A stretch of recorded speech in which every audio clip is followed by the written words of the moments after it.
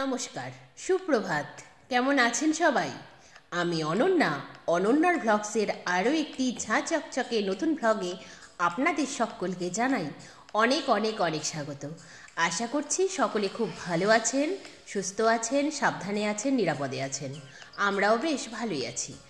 আজ দিনটি মঙ্গলবার, সকাল এখন 11টা মতো বাজে। আপনাদেরকে সাথে নিয়ে ঠিক এখন থেকেই আজকের ভ্লগটি আমি শুরু করছি। এখন আমি ছাদে এসে জামা কাপড়গুলো মেলতেই দেখতে পেলাম 10ই ডিসেম্বর নাগাদ 5 টাকা দিয়ে ছোট ছোট গ্লাসের মধ্যে যে দুটো গাঁদা গাছ কিনে এনেছিলাম, সেই গাঁদা গাছগুলোকে তো কিছুদিন পরেই দুটো টবে ট্রান্সফার করেছিলাম। অবশেষে গাঁদা গাছগুলোতে ছোট ছোট কুঁড়িও এসেছিল। তারপরে যখন ফুল ফুটতে যাবে, আর হয়তো 2-3 দিনের ব্যবধানে দুটো ফুল ফুটতো, তখনই একটা গাঁদা গাছ ঠিকই আছে, আরেকটি গাঁদা গাছের এই হাল। ছাদে এসেই তো মনটা ভীষণ খারাপ হয়ে গেল, কারণ দেখলাম ফুলটা মাটিতে পড়ে আছে। এই গাছের যা প্রথম ফুল হওয়ার কথা ছিল, যদিও পুরোটা মুখ খোলেনি, তবুও ফুলই বলবো। আর যে আরেকটি কুঁড়ি ছিল, সেটিও ভেঙে হেলে পড়ে আছে। বুঝতেই পারলাম না ছাদের ওপরে টবে থাকা গাছটার এই পরিস্থিতি কে করলো বা কি করে হলো। মনটা এতটা খারাপ হয়ে গেল যে কি বলবো। যাই হোক, কিছু করার নেই। আবার পাশের টবে চোখ রাখতেই দেখতে পেলাম সেই যে জারবেরার ছোট্ট একটা কুঁড়ি দেখেছিলাম, সে ধীরে ধীরে বড় হয়েছে। বেশ কিছুদিন ধরে জারবেরার গাছগুলোতে কুঁড়ি খুঁজে বেড়াচ্ছিলাম। সেই কুঁড়ি যখন মাথা তুলে দাঁড়িয়েছে, তা দেখে যতটা খুশি হওয়ার কথা আমার ছিল, এই গাঁদা গাছের মন খারাপে সমস্ত খুশি যেন চাপা পড়ে গেল। কি আর করা যাবে, মনটা ভীষণই খারাপ লাগছে। আর এই মন খারাপ নিয়েই আজকের ব্লগটি আমি শুরু করছি। যথারীতি সকালে ঘুম থেকে উঠে বাসি কাজগুলো মায়ের সাথে সাথে কমপ্লিট করে, চা পর্ব মিটিয়ে, ঘরের আসবাবপত্র, বেড সব কিছু গুছিয়ে নিয়ে স্নান সেরে এসেছিলাম। তারপরেই ছাদে আসতেই দেখছি এই দৃশ্য। মনটা এতটা খারাপ লাগছে যে কি আর বলবো।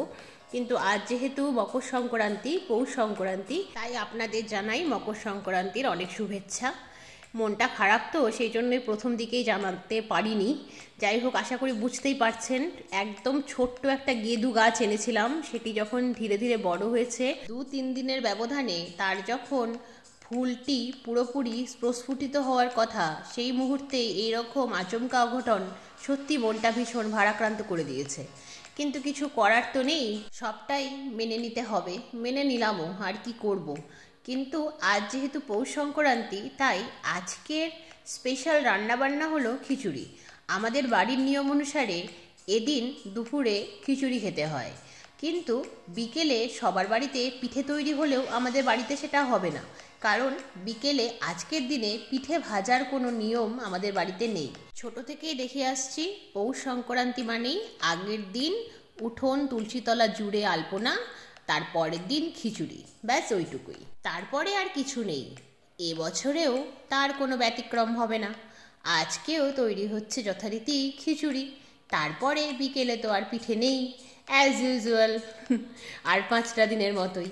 আজকে খিচুড়ির সঙ্গে তৈরি করলাম বাঁধাকপির সবজি আর চালের গুঁড়ো, নুন, হলুদ, মিষ্টি দিয়ে মচমচে বেগুন ভাজা আর পটল ভাজা। রান্নাবান্না সেরে বাবাকে লাঞ্চ সার্ভ করা হলো, তারপর আমরাও লাঞ্চটা সেরে ফেললাম। তাহলে আজকের মতো এই পর্যন্তই। আবার দেখা হবে অন্য একটি নতুন ব্লগে। ততক্ষণ সবাই খুব ভালো থাকবেন। আজকের ব্লগটি কেমন লাগলো জানাবেন, ভালো লাগলে একটি লাইক করে দেবেন, চ্যানেলে নতুন হলে চ্যানেলটিকে সাবস্ক্রাইব করে আমার বন্ধু হয়ে যাবেন। আজকের মতো তবে আসি, টাটা।